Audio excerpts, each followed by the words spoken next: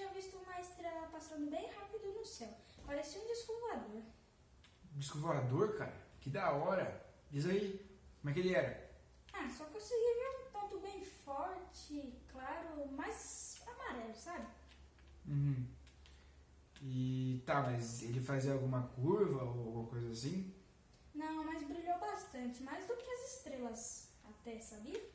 Ah, que legal, cara, mas e se não for um OVNI de verdade? E se for um satélite ou a Estação Espacial Internacional?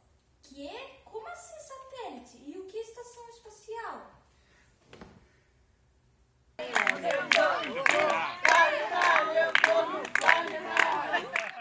Fala galera, meu nome é Victor Camargo, eu trabalho no planetário da Unipampa. O que é isso aqui? O que você tá fazendo? Sai pra lá! Essas crianças de hoje em dia não têm mais respeito por nada, viu? Tá muito difícil mesmo trabalhar. Fala galera, meu nome é Victor Camargo, eu trabalho no planetário da Universidade Federal do Pampa. No vídeo de hoje, o que é a Estação Espacial Internacional? Bora aprender! O que acontece é que atualmente a humanidade ela pede cada vez mais informação e cada vez mais rápida. Então, por exemplo, antigamente, se você precisava enviar uma carta da Europa para cá ou daqui para a Europa, essa carta ia num navio gigante, num navio a vapor gigante, parecendo um Titanic. E ele ia daqui até lá e ele demorava meses para chegar na Europa. E mesmo quando vinha de avião, os aviões eram tão simples, então o avião demorava, sei lá, semanas para chegar aqui. Então mesmo de avião, uma encomenda demorava semanas para chegar aqui. Mas o que tudo isso tem a ver com a minha nave? Ou, melhor, com os satélites? Bom, acontece que desde o final da década de 50 já existem satélites no espaço enviando e coletando informações.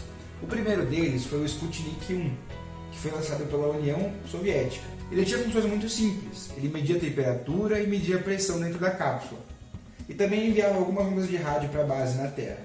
Tudo muito simples, mas para a época era uma grande conquista. Nos dias de hoje, a informação pode ser transmitida via satélite. Esses satélites ficam em órbita ao redor da Terra, transmitindo e recebendo as informações. Existem satélites com propósito de comunicação, como das operadoras de televisão. Existem os de observação, os de exploração, como o Hubble, por exemplo. Existem ainda vários satélites para poder descobrir a meteorologia, para poder entender a meteorologia da Terra. Então, se vai chover, se vai fazer frio, vai fazer calor. São os nossos olhos no espaço. Existem satélites de GPS para a gente poder se localizar ao redor do mundo. E existem até satélites de uso militar. Houveram ainda diversas estações espaciais, onde várias pesquisas eram feitas. Mas atualmente existe apenas a Estação Espacial Internacional. Mas por que esses satélites não caem na Terra, Vi? Essa é uma ótima pergunta. Talvez se eu fizer alguns desenhos, possa explicar melhor. Vou pegar alguma coisa aqui, peraí. Eu acho que isso vai servir. Bom, vamos lá então. Existem algumas forças atuando nos satélites. A principal é a força gravitacional, mas também há uma força atuando no sentido em que o objeto foi lançado. A força resultante entre essas duas faz com que tenhamos as órbitas nos satélites artificiais. Como o espaço é um ambiente sem resistência do ar, afinal, o espaço é formado por um vácuo, que quase não existe nenhuma matéria.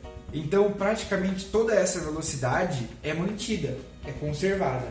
Isso faz com que o objeto mantenha a sua órbita por muito tempo. Mas essa conservação de velocidade, ela não é eterna. Tanto que a Estação Espacial Internacional, ela despenca quase 100 metros todos os dias.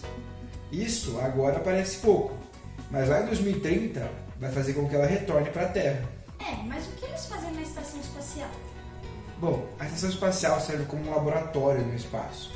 Existem experimentos que simplesmente não podem ser feitos na gravidade da Terra. Então eles são levados até lá e lá eles podem ser feitos em uma gravidade muito baixa ou praticamente zero. Na verdade, a ISS não tem gravidade zero. A gravidade dela é só um pouco menor do que a Terra.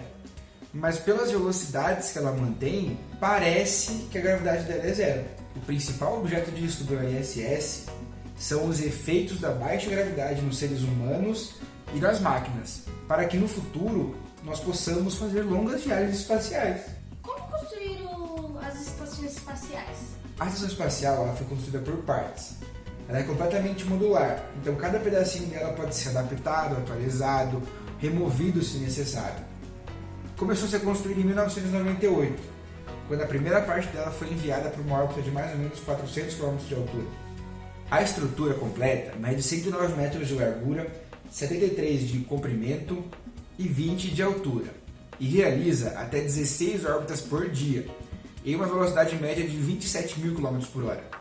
E sua finalização só foi concluída em 2011, com a ajuda dos antigos ônibus espaciais.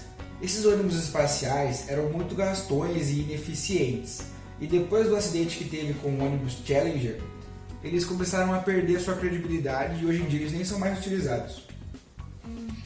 Mas o que aconteceu com o ônibus espacial? Bom, o funcionamento do ônibus espacial é mais ou menos assim. A tripulação toda entra no ônibus, o ônibus é então lançado com 2 propulsores e um tanque, aquele tanque grandão laranja que a gente vê às vezes nos filmes. E na volta, diferente de um simples foguete, o ônibus permanece intacto, pronto para a próxima viagem. O acidente aconteceu devido à falha em uma das chapas que faz o isolamento térmico do ônibus espacial. Essas chapas elas são distribuídas de forma que elas, se necessário, elas possam se expandir. Por exemplo, sabe quando a gente coloca água quente no copo e ele quebra às vezes? Isso acontece porque o vidro se expandiu muito rápido. O que acontece é que quando o ônibus volta para a Terra, ele enfrenta uma temperatura muito alta. E essa temperatura faz com que as placas debaixo dele, essas placas de isolamento, comecem a se expandir. E uma dessas placas acabou caindo antes mesmo dele subir para o espaço. E foi a ausência dessa placa que fez com que o isolamento térmico não fosse perfeito. E por isso causou uma grande explosão. Depois disso, as viagens com esses veículos foram se encerrando. Que pena, né? Será que eles aceitariam o meu passe? Bom, isso aí eu já não sei, mas seria muito legal, né? É. Mas como eu posso diferenciar a estação de qualquer outra coisa? Bom, realmente não é muito fácil de identificar só de bater o olho. Mas existem diversos aplicativos e sites que a gente pode utilizar para localizar a estação. Beleza, valeu!